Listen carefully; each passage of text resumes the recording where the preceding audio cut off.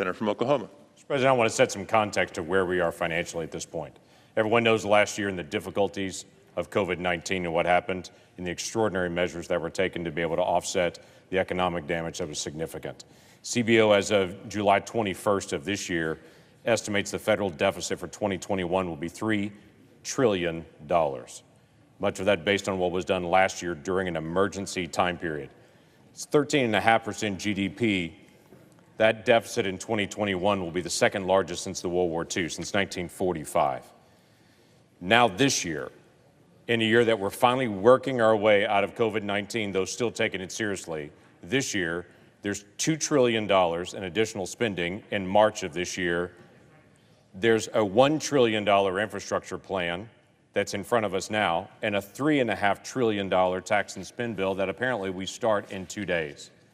Listen, I've been told over and over again throughout the course of this debate that the infrastructure package would be paid for. And then later I was told, well, mostly paid for. And then CBO came out a couple of days ago and said $250 billion of it is not paid for. $250 billion, according to CBO's estimates. To make matters worse, part of the rest of it that CBO does estimate is still areas where I would look at it and go, that's pretty shaky estimation. For instance, the unused unemployment benefits from earlier this year. That's an area that I look at and I think, okay, if you're taking unemployment benefits that were borrowed with debt money, then not spending them, and then later go back and grabbing them and saying, now we're spending them and they're quote unquote paid for, that would be the equivalent of me taking out a $20,000 car loan, but yet buying only a $15,000 car. So using the extra $5,000 to buy cat food and donuts after that and say it was paid for. It's not paid for. The extra $5,000 would go to debt reduction. In this case, it's $53 billion, not $5,000. That area is total debt spending as well. Though CBO may score it, it's really not there. One of my favorite areas of scoring in this I find fascinating in the course of this conversation. This bill mandates the sale of over 87 million barrels of oil from the Strategic Petroleum Reserve. Almost the identical amount is assumed to be collected from the sale of 87 million barrels of oil to be able to pay for the electric car charging stations. So literally this bill sells oil to then pay for the electric car charging stations.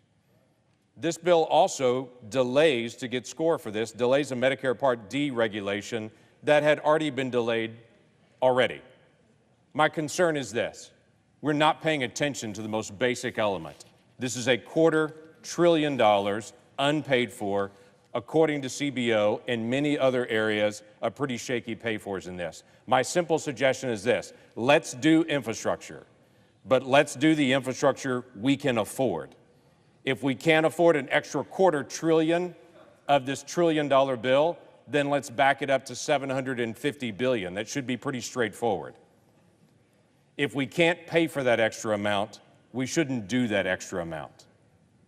So saying that, Mr. President, in the pending measure, the Senate Amendment 2137 to H.R. 3684 contains a matter within the jurisdiction of the Budget Committee that was not reported or discharged from the Budget Committee. Therefore, I raise a point of order against Division J, Title IX, Section 905 of the amendment pursuant to Section 306 of the Congressional Budget Act of 1974. Mr. President? Senator from Arizona. Mr. President, pursuant to Section 904 of the Congressional Budget Act of 1974, I move to waive all applicable sections of that act and any other applicable budget points of order for purposes of the pending amendment, and I ask for the yeas and nays. Is there a sufficient second? There appears to be. Clerk will call the roll. Ms. Baldwin, Mr. Barrasso, Mr. Bennett, Mrs.